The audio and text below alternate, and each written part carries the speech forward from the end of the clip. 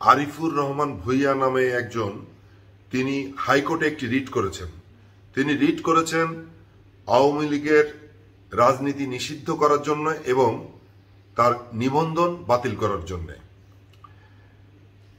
তিনি রিটে উল্লেখ করেছেন ছাত্রদের উপর নির্বিচারে গুলি করা এবং হত্যার জন্য আওয়ামী লীগকে যেন নিষিদ্ধ করা হয়।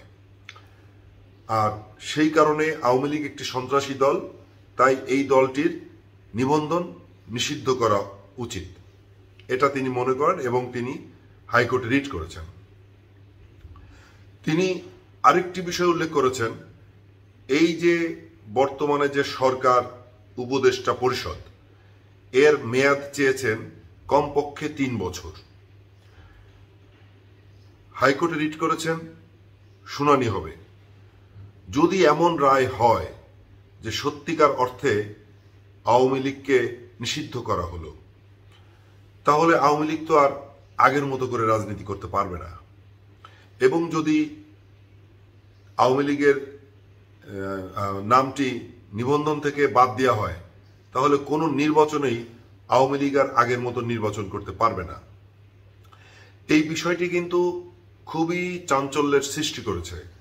এই জন্য চাঞ্চল্যের সৃষ্টি করেছে যে কয়েকদিন থেকে আমরা শুনছিলাম বিচ্ছিন্নভাবে বিভিন্ন রাজনৈতিক দল, বিভিন্ন ছোট ছোট রাজনৈতিক দলের নেতাদের মুখ থেকেও শুনেছিলাম যে তারা বলছিলেন আওয়ামী লীগকে নিষিদ্ধ করা হোক, কিন্তু সেগুলো আসলে এক ধরনের বিচ্ছিন্নতার মতো শোনা যাচ্ছিল।